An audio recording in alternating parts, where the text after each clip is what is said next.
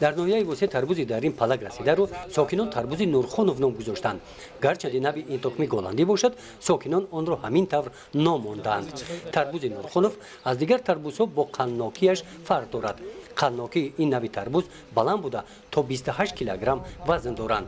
در منطقه کلاب در ماه یون و ماه ایول بعد ناحیه فرخور دومین شده تربوز ناحیه واسه تربوز نورخانوف با بازارهای منطقه کلاب و شهر دوشنبه برآورده شدند. 2.5 گکتار زمین را تحویل کردیم. خراجاتش 20,000 سومانی باشد. درآمدش قریب 60,000 سومان شد. که این بهترین در همین منطقه واسه. از جهت حاصلناکی هم این نوع تخمی نظر به دیگر تخمی ها برتری دارد. مراتبه چهارم می شود که حاصل تربوز نورخانوف را جمع آوری می نمایند. به این نگاه نکرده در زمین تربوز حالا هم بسیار است. تخمی کریمسون سوید استیصال گلندی است و چیش روسی قطعی مالی نویستوک وزی همین نام کریمسون سوید نیست، نام با خوجگی نورخانوف تربوز نورخانوف همه قبول کردگان، همچون تربوز نورخانوف میپرسن. شیرین نوکش بهترین چخیلی که در همون اینترنت گفتگی عیناً همون خیل در خوجگی دهخانی به نام نورخانوف فضلو خوجگیداران مساحت 5 گکتار زمین را انا همین طور عاقلانه و ثمرناک استفاده می نمایند. در پارچه هایی که خرد هستند با امجان کش نمودند. حاصلش را همه روز جمع آوری می نمایند.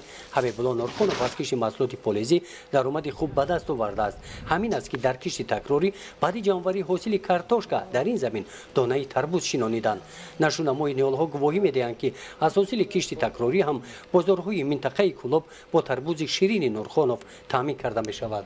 تقریبا 70-80 روز چی میکند تیار می شود. حاضر قریب 1 ماه می شود. انکشاف یافتگی از گل در آمدگان انشالله که اینشم حاصلناکی. تجربه حبیب الله نورخانوف را آموخته دیگر همسایه ها امسال تربوز کاریدند. در خوجگی دهخانی صبح بعد جمع‌آوری گندم تربوز حاصل کشت تکراری است. این خوجگی از کشت تکراری واسه استفاده می نماید. در مساحت زیاده از 1 گکتار زمین در کشت تکراری پخته هم کش نموده است. هوای گرم ماه ایول با نشونمای نیالهای پخته مساعدت کرده است.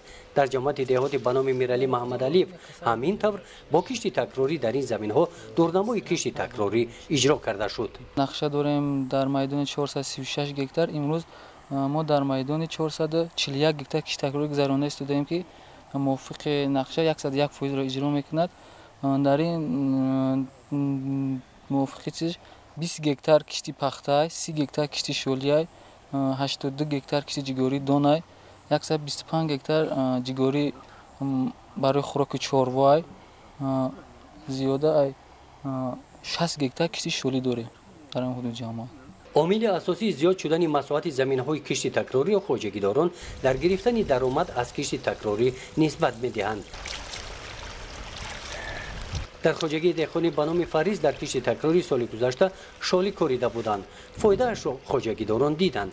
امسال هم شالی کاریدند. در 2 گکتار زمینی گندم داشتیم. گندم دراویدیم. 1.5 گکتارش کشت تکراری پخته کردیم. 50 سوتیخش شالی. سوز خیلی نشونمش سوز بازی رشته. سال دیگه ما شالی میکنیم. اون سال کمتر کردیم. خیلی فایده‌اش دیدیم و این سال زیاد کردیمش. در کشت تکراری منبع اساسی درآمد حاصل زمین آب حساب می‌یابد. در این جماعت دهات نظر به سال‌های گذشته امسال تامینات آب پالیزی در حال خوب قرار دارد میگویند کشاورزان.